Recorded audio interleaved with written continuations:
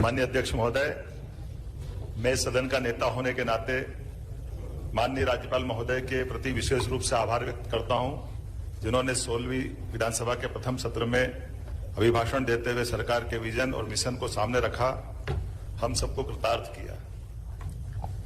माननीय महोदय, अयोध्या, मथुरा, माया, काशी, कांची, अवंतिका, पुरी, द्वारा, वतिष्ठे, सप्तैते मोक्षदायक, ऐसी 7 दुनिया की पवित्रतम नगरियों में से एक नगरी अवंतिका है। हमारा सौभाग्य, ऐसी नगरी के हम इस राज्य के निवासी भी हैं और मैं वहां से आता हूं जिसका कभी अंत नहीं हुआ। ऐसी अवंतिका की इस नगरी के एक सामान्य से मील मजदूर के परिवार के बालक को ये केवल भारतीय जनता पार्टी ही कर सकती है, जिसने एक छोटे से मजदूर परिवार के बच्चे को ला करके मुख्यमंत्री के पद तक पहुंचाया। मैं अपने सभी राष्ट्रीय नेतृत्व का, सभी वरिष्ठ नेताओं का आभार भी मानता हूं। हमारे सभी लोकतंत्र की यह खूबसूरती है और न केवल मैं, ये वर्तमान का लोकतंत्र गौरवान्वित होगा जो यशस्वी प्रधानमंत्री के रूप में एक चाय बेचने वाले परिवार से निकल करके देश के प्रधानमंत्री बनाते हैं और एक मील मजदूर के परिवार को उठाकर मुख्यमंत्री बनाते हैं। मेरे मन में श्रद्धा है इस बात की कि लोकतंत्र की खूबसूरती है। कांग्रेस हो, बीजेपी हो, हम और आप परमात्मा की दया से लाखों लाख लोगों की आशाओं के केंद्र, 8 करोड़ से ज्यादा ये हमारा परिवार है मध्य प्रदेश।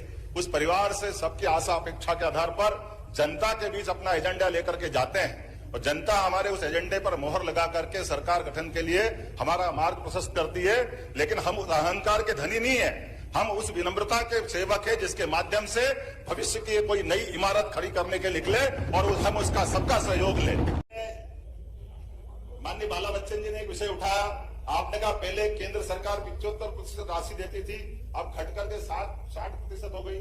आपकी जानकारी के लिए बता दूं, पहले वास्तविक स्थिति 75% को घटा करके 60% इसलिए किया गया कि केंद्रीय राज्य में राज्य का हिस्सा केवल 32% था, जबकि अब ये बढ़ करके 42% हो गया। ये केंद्र सरकार ने हमारा राज्यांश बढ़ाया, कम नहीं किया। इसी प्रकार से कई और मद हैं, जिन मदों को मैं उल्लेख करूंगा तो लंबा हो जाएगा, लेकिन प्रत्येक मद में भारत सरकार में यशस्वी मोदी जी ने अपनी राशि को 3 गुना 4 गुना किया। कुल मिलाकर राज्य बजट का आधे से ज्यादा हिस्सा इसी प्रकार से हमारी योजनाओं के माध्यम से मिल रहा है। इसी कारण से हमारा ये बजट बढ़ करके पर्याप्त रूप से सारी योजनाओं को पूरा करने वाला हुआ। कुछ विषय अपने बीच में आए, कोई योजना पूरी नहीं होगी, बंद हो जाएगी, ये अनावश्यक डर है। माननीय अध्यक्ष महोदय, कोई लाडली लक्ष्मी योजना से लगा करके सारी योजनाएं, कोई योजना बंद नहीं होगी। सारी योजनाओं के लिए पर्याप्त धनराशि हमने रखी है। इसी प्रकार से गैस कनेक्शन की बात है, गैस कनेक्शन की राशि भी सभी को बराबर मिलेगी, किसी की कोई राशि नहीं कटेगी। अगर एक बोला कि हमारे यहाँ अपने सम्राट विक्रमादित्य, अब संवत की बात अगर करते हैं तो आप अंदाज लगा लो, ये हमारे जो संवत है, अभी अयोध्या की बात करेंगे तो अयोध्या भी विक्रमादित्य पे जाके टिकेगी।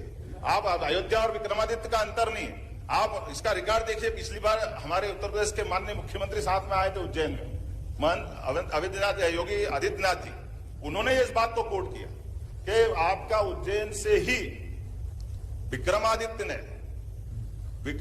ने अयोध्या का जो मंदिर तोड़ा गया बाबर के साथ, बाबर द्वारा, वो 2000 साल पहले विक्रमादित्य ने उज्जैन से जाकर के बनाया था। ये 84 काले कसौटी का खंबे का मंदिर विक्रमादित्य काल का था, उसको कोर्ट ने प्रमाणित किया है। मेरे तुम्हारे से नहीं हुआ, आर्कियोलॉजी ने डिसाइड किया कि ये मंदिर इतना पुराना है। और आप अंदाज लगा लो, दुनिया में 3 भाइयों की जोड़ी प्रसिद्ध हुई है, एक भगवान राम और लक्ष्मण, एक भगवान कृष्ण और बलराम, और तीसरी जोड़ी मध्य प्रदेश की है विक्रमादित्य और भर्तरी। तीसरी जोड़ी हुई है, इसने मध्य प्रदेश को गौरवान्वित किया। इसलिए 2 भाई दुनिया के ऐसे जो दोनों ही अद्वितीय रहे, जिनके जीवन के अलग अलग पक्ष है। जब भर्तरी ने शासन चलाया और भर्तरी ने जो साहित्य बनाया, वो भर्तरी का साहित्य आज भी दुनिया में अद्वितीय है। कोई अपना 3 पुस्तकें लिखी उनने, श्रृंगार शतक, नीति शतक और वैराग्य शतक। ये तीनों प्रत्येक के लिए पढ़ने लायक, उसकी विविधता हमारे सबके लिए जानने लायक, लेकिन उसकी गहराई को भी समझने की जरूरत है। विक्रमादित्य सूतपीठ के माध्यम से, विक्रमादित्य फेलोशिप देते हुए हम रिसर्च सेंटर के माध्यम से विक्रमादित्य का विराट व्यक्तित्व दुनिया के सामने आना चाहिए।